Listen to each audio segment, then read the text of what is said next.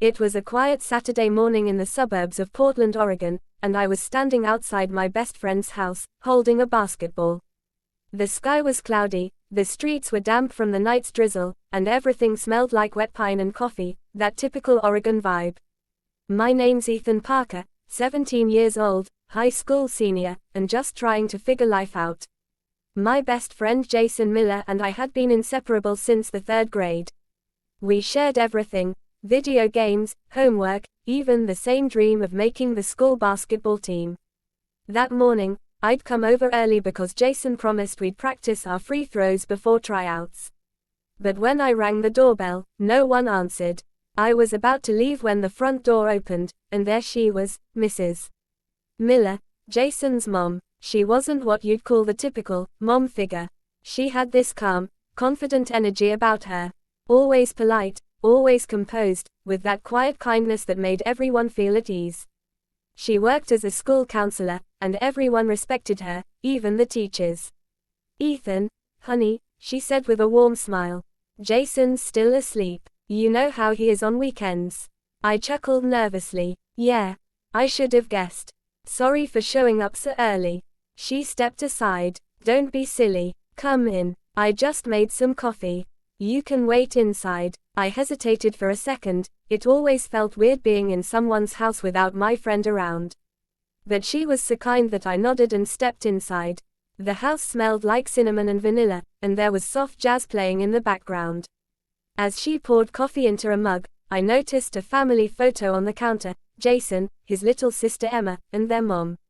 No dad. I remembered Jason once telling me his parents separated years ago.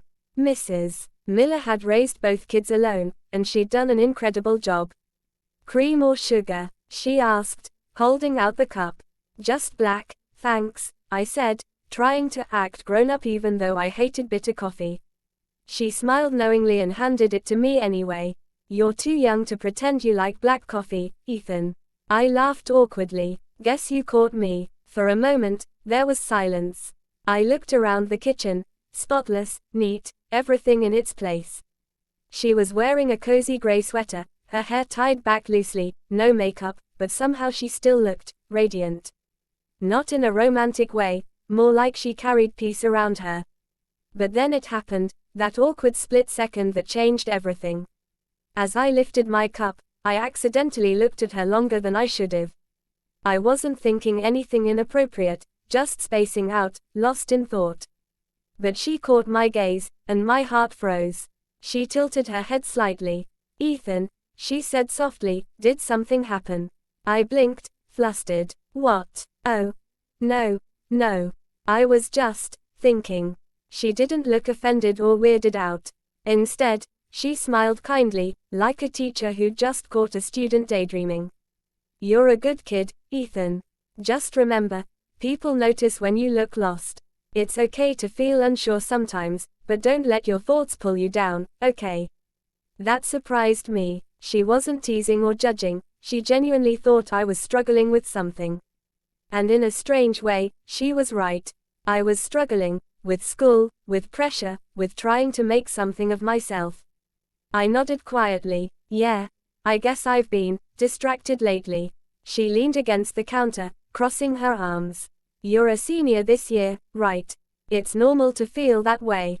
Everyone expects you to have your future figured out already.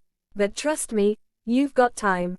You'll get there." Her words hit deeper than she knew. For months, I'd been doubting myself, wondering if I was good enough for college, for basketball, for anything. When Jason finally came stumbling downstairs, half asleep, Mrs. Miller had already made breakfast for both of us: scrambled eggs, toast, and orange juice. She didn't say another word about the earlier moment. She just treated me with that same quiet kindness. Over the next few weeks, I found myself thinking about what she said.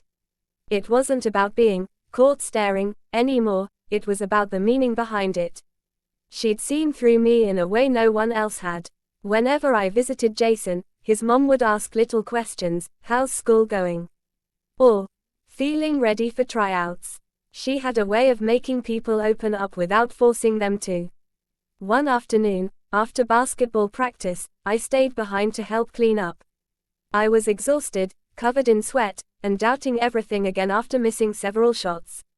As I walked home, I saw Mrs. Miller's car parked outside the school. She rolled down her window. "Need a ride?" she asked. I got in, still frustrated with myself. She glanced over at me. "Rough day." "Yeah," I admitted. "I keep messing up. I don't think I'm good enough for the team." She smiled faintly. "Ethan, you know what's funny? Most people fail not because they can't do it, but because they give up too early. You're not one of those people." Her words stuck with me all season. And when I finally made the basketball team, the first person I told wasn't my parents, it was her. She laughed proudly when I shared the news. "I knew you'd make it. You just needed to believe it too." Months passed. Jason and I graduated. Life kept moving forward, but I'll never forget that one morning, the day she caught me staring, because it wasn't about embarrassment or awkwardness at all. It was about someone noticing me when I didn't even notice myself. Sometimes, people come into your life not to stay forever, but to say something that changes your direction just a little, and that's exactly what she did. I never told Jason about that moment, and I never needed to. It was something quiet, something meaningful, and something that made me realize how powerful kindness can be. Years later, when I started coaching kids basketball, I found myself saying her exact words to one of my students: "You'll get there. Just don't give up too early."